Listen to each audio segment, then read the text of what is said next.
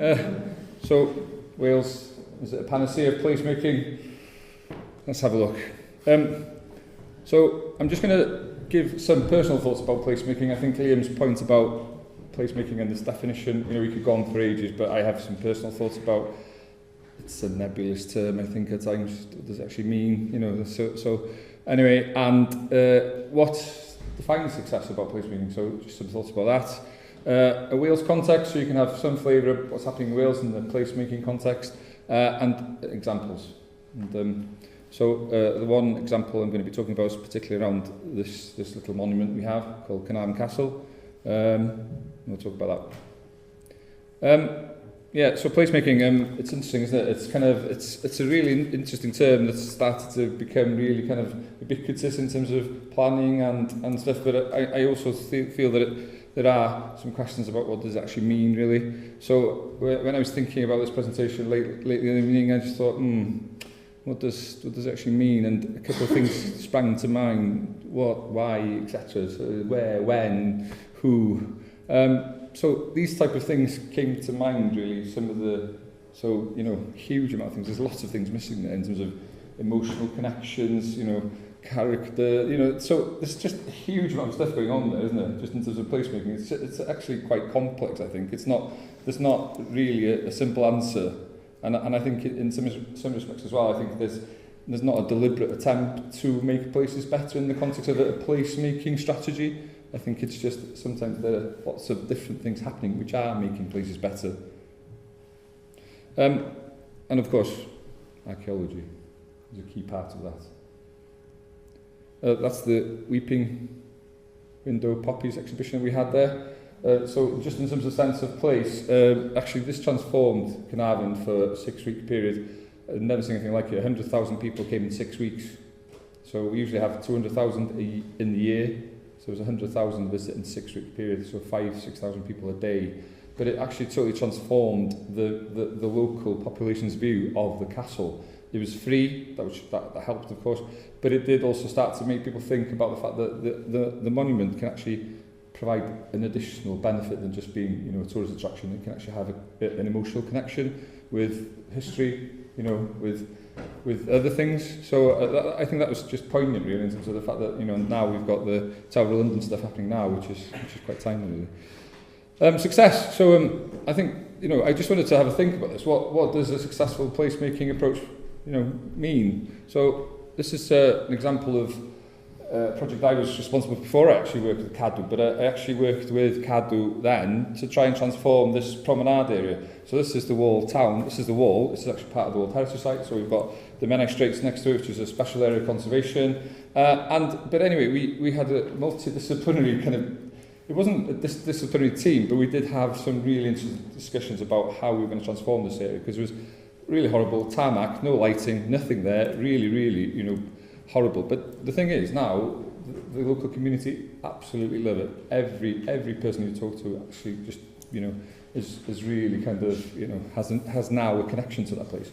And just the other night, Guy Fawkes night for us in the UK, 5,000 people were all standing there because there was lights there. There's a nice surface there, so it's just transformed the area. Ironically, this is the shared space area we have in Carnarvon in the middle of the town. Liam loves this place. I love this place. Lots of the locals hate it. It's a really divisive area in terms of the fact that, the whole idea of the shared space concept was that it was all cluttered. There was loads of stuff happening there, and you couldn't see that amazing monument there. In the past, there was a joke that used to happen in Carnarvon, which was around people coming into that square and saying, "Oh, where's the castle?" So there was that clutter there, but but it's interesting how two public realm spaces actually have such a kind of reaction in terms of placemaking, really. And I think what does define success, because one was well received and one is really divisive, but both of them, in terms of a funding context, in terms of outputs and stuff, none of them created any jobs. Because for funders, lots of the time the key success is jobs, economic impact, really. So I just thought it was really interesting to just have a think about what does success mean, really. So I think it's, again, not an easy question. I'm just going to focus on two examples. there are, in terms of the Welsh context, in policy context, there isn't actually a distinct policy kind of in terms of placemaking. There are separate kind of pieces of policy, not legislation and stuff, but also kind of activity from government which actually do reflect placemaking. So one is there is now a new Planning Act, and in that Planning Act there is a focus in terms of local communities taking some sense of ownership in terms of planning context.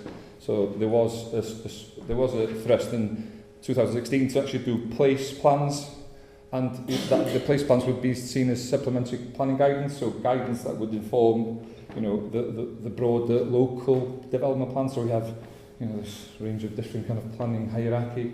And in the other context, there's also regeneration approaches have a focus on placemaking as well, and also in terms of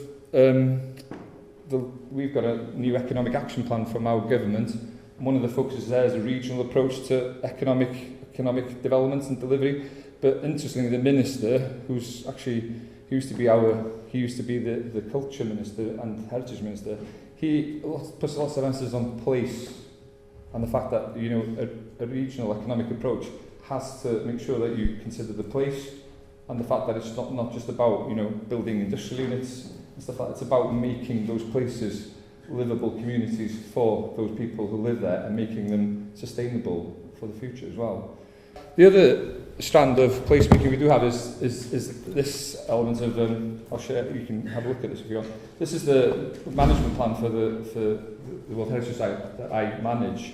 I don't actually manage the operational delivery, but I manage the World Heritage context in this particular example. But one of the things that's interesting, it took 2 years to produce, but for me, it's a really lovely document. But it's not this stuff which is important. It's the amount of engagement and discussion and interaction I had with people in making this thing. And now the key thing now is the delivery of that and how I can carry on with that engagement and interaction and stuff in terms of making place. Because ironically, the last management plan, which was a really good document, didn't really focus much on the communities that surrounded those monuments.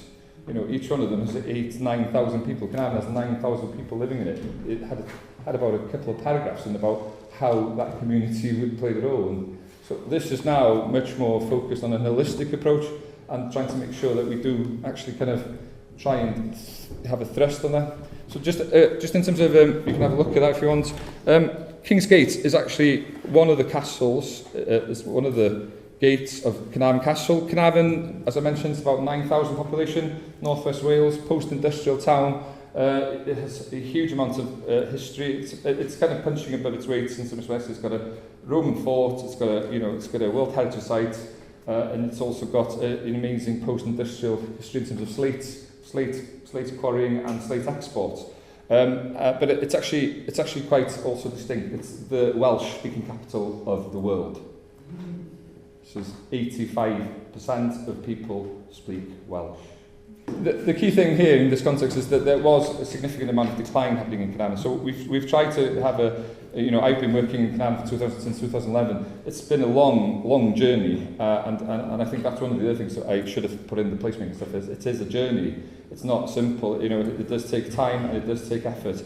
And I think the key thing there is that we did focus on using an urban characterisation study in terms of shaping our approach in terms of how we deal with the new developments happening in Carnarvon. One side of Carnarvon is actually, there's been a new development there. I actually work in a new office there now, and actually that nearly lost us our World Heritage status because of the setting considerations.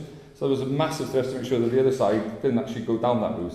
So we've had a really strong emphasis on making sure that we take on board what the characterisation and archaeological stuff is telling us about that area, and trying to feed that into our development plans. Sorry, that's 10 minutes. So, just quickly, King's Gate, the objectives are, I've just mentioned to somebody on, the fundamental issue with castles is that they are built to keep people out. So when you're actually trying to do stuff to bring people in, it's quite a challenge.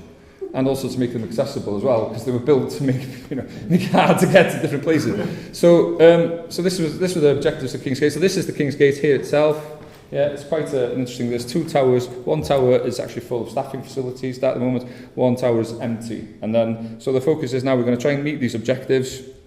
The this is the criteria for the World Heritage status. So 3 main criteria: masterpiece of human creative genius, testament of cultural tradition, and also an outstanding example of building architectural kind of ensemble. So that's what the significance is. We were talking about this earlier on, that, you know, that's the actual significance that's in that document, but for lots of local people, that's not the significance. So trying to get people in is actually key. So, you know, the poppy stuff is quite interesting, but also what we have done is we've done a lot of archaeological work in this context. I have to be honest, I was really sceptic about all this stuff, really, doing really detailed archaeological work, because I thought, wow, we've got lots of stuff on this place already, it's a World Heritage Site. We didn't really, you know, it's such a big monument, we don't have a huge amount of archaeological information, really. So we've done a level 4 survey. Archaeologists has been there for weeks and weeks on end, has done lots of really interesting stuff. We've done lots of use of technology, you know, radar surveys and stuff, and ground, I can't remember the stuff, the cloud mapping stuff, so we can actually do quite some interesting stuff with that information. But, you know, that's been just instrumental. We had a peer review, we had a range of different experts come in. They said it was a fantastic piece of work, because it was actually, you know, a really insightful piece of work that hadn't been done before. But the key thing is that there is a fantastic range of phasing in the monument. So we hadn't. You can actually visualize that now. We can now through this amazing technology. So that's actually feeding into our designs and what we're going to be doing in the future.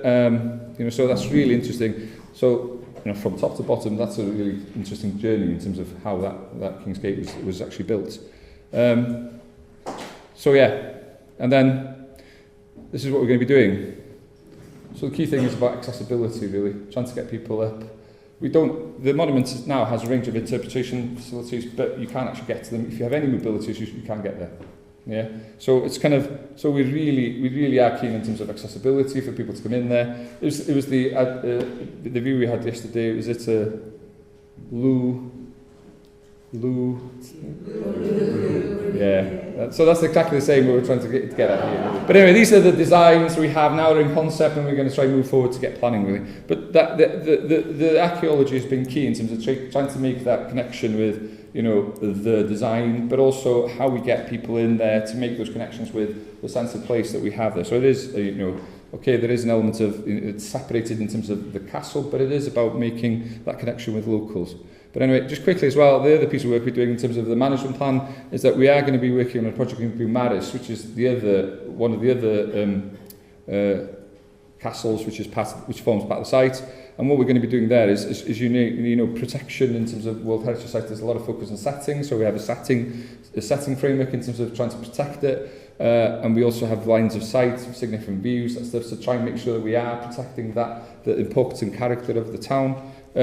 But we're also, you know, what we are going to be doing as well, we're going to be doing some interesting survey work. So we're going to be doing 2 things. The main aim of this is to provide a more comprehensive understanding of the town in terms of any further development. So we'll be doing deposit modelling of the town to see where archaeological remains have been, and modelling that and putting it hopefully in a GPS system, and then doing some urban characterisation stuff. So when there is, you know, planning applications coming in, we can actually try and help shape and make sure that there's a broader consideration to where any development does happen in the future. Anyway, there we go. Question.